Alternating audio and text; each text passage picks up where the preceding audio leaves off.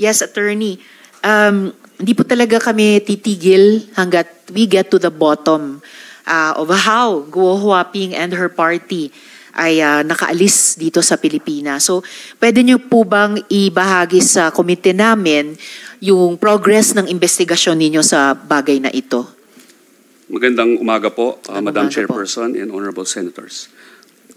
Mula po nung na-appoint po ako bilang officer in charge sa office po ng Commissioner, humingi po ako ng authority to conduct an internal investigation tungkol po sa mga personnel ng Bureau of Immigration.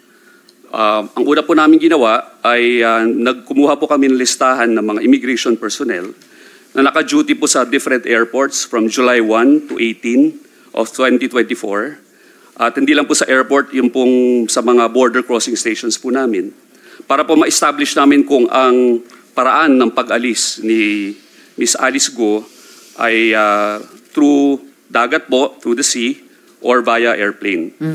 Ngayon po, meron na po kaming initial theory, but as I pointed out po, Your Honor, it is just the first theory. We are subject to the strictest scrutiny.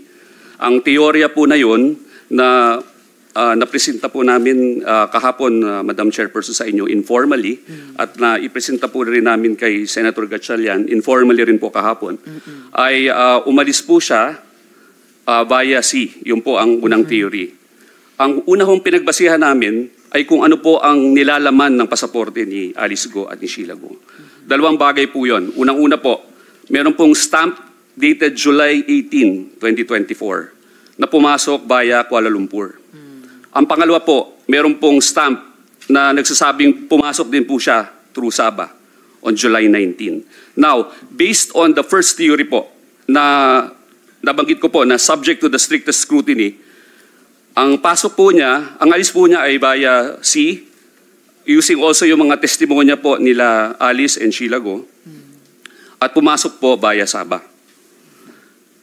Ngayon po, we are in the process of validating all the information. Kasi po, sinabi ho ng mga testigo na umalis ho sila via yacht. Ang isa pong ginawa namin ay pumunta po ang 5 opisyal po ng Bureau of Immigration sa Manila Yacht Club. But we were told to submit a letter and ask for an appointment to conduct an ocular inspection of the premises. Yun po. Hindi kayo pinapasok ng Manila Yacht Club? Hindi po, ma'am, hindi po pinapasok. Pero sumulat po kami ng September 13 para po i-formalize po yung aming request to conduct the ocular inspection. Sumagot na po ba yung Manila Yacht Club? As of now po, wala pa po kami natatanggap.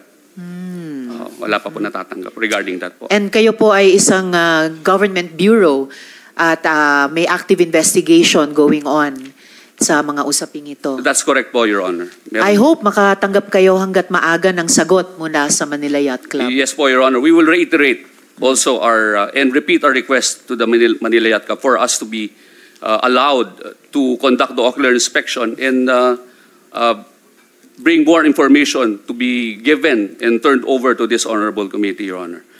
Ang isa pong teorya also is, Your Honor, yung pong kinonsider po namin yung stamp dated July 18, 2024, kung saan pumasok siya via Kuala Lumpur. Admittedly, Your Honor, we are exploring all channels para po ma-determine ang ano po dito, ang authenticity po, tsaka po. Yun po, Your Honor. Maraming salamat, Attorney. And I note, before I call on the SP Pro Tempore, I note na 11 days na mula nung sumulat kayo sa Manila Yacht Club. Siguro naman hindi nila lalampasan yung 15 days natin sa gobyerno na obligadong sumagot. And I hope it will be a positive response. Thank you very much. SP Pro Tempore. Attorney. Good morning po, Your Honor. Ano gagawin mo sa yacht club? Titingnan mo lahat yung mga yate doon? Ano po, titingnan po yung possibility na doon po merong sinakyan yung ano po, yung mga witnesses po natin based po doon sa kanilang testimonya earlier dito. Yeah, is that the only docking station that we have? Kung nakadock sa iba yung yating ginamit nila? We are exploring, Your Honor, all possibilities po. Kaya po, we are not leaving any stone unturned. Kung meron pong ganun po ng testimonya, it is up to us and it is our duty.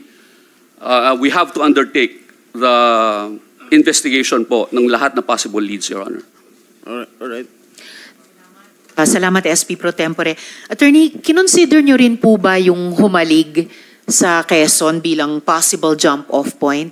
Tinatanong ko po dahil meron po akong ipapadinig na video Apo. na maaring sumuporta sa teoryang ito. Apo. Yeah, yes.